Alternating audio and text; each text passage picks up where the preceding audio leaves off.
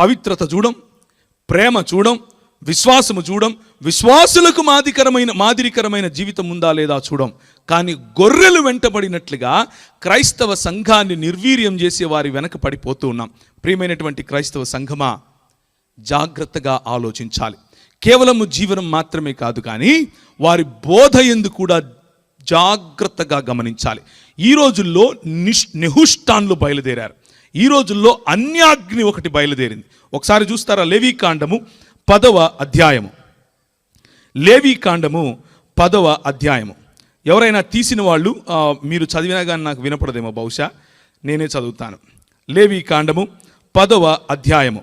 అహరోను కుమారులైన నాదాబు, అబీహులు తమ తమ ధూపార్తులను తీసుకొని వాటిలో నిప్పులుంచి వాటి మీద ధూపద్రవ్యము వేసి యెహోవా తమకు ఆజ్ఞాపింపని వేరొక అగ్నిని ఆయన సన్నిధికి తేగా యెహోవా సన్నిధి నుండి అగ్ని బయలుదేరి వారిని కాల్చివేసెను.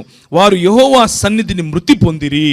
ఇది ఏం జరుగుతోందంటే, ఇక్కడ క్రైస్తవ సంఘములో ఆరాధన పద్ధతులలో, లేకపోతే క్రీస్తుకు ఎలాంటి ఆరాధన సమర్పించాలి, క్రీస్తుకు ఎలాంటి ఆరాధనను మనం ఇవ్వాలి అన్నటువంటి, లేకపోతే మహాదేవుడైనటువంటి క్రీస్తు, ఆయన నిరంతరము స్తోత్రార్హుడై ఉన్నాడు అన్నటువంటి క్రీస్తు, ఏ క్రీస్తు అయితే పురాతన కాలము మొదలుకొని శాశ్వత కాలము తన ప్రత్యక్షతను చూపిస్తూ వచ్చాడో ఆ క్రీస్తుకి ఇవ్వాల్సినటువంటి గౌరవము, ఆ క్రీస్తు ఏ ధూపమునైతే వేయటానికి అనుమతించాడో ఆ ధూపము కాకుండా తమ తండ్రి అయినటువంటి అహరోను చిన్నప్పటి నుంచి బహుశా వారికి నేర్పించాడు.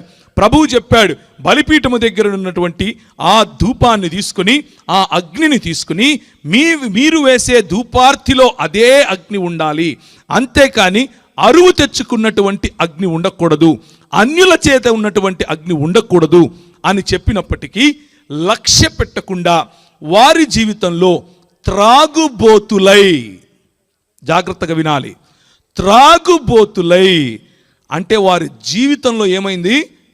సాక్షి జీవితం లేనటువంటి జీవితం, సాక్ష్యం కోల్పోయినటువంటి జీవితం, పవిత్రత లేనటువంటి జీవితం, పరిశుద్ధత లేనటువంటి జీవితం, ప్రేమను కోల్పోయిన జీవితం, నమ్మకాన్ని లేకపోతే విశ్వాసాన్ని కోల్పోయిన జీవితం.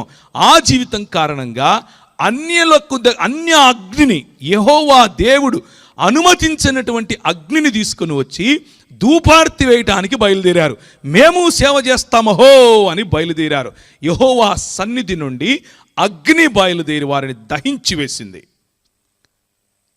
కాళ్ళు పట్టుకొని ఈడ్చి బయట పారేయండి అని మోషే సెలవిస్తాడు.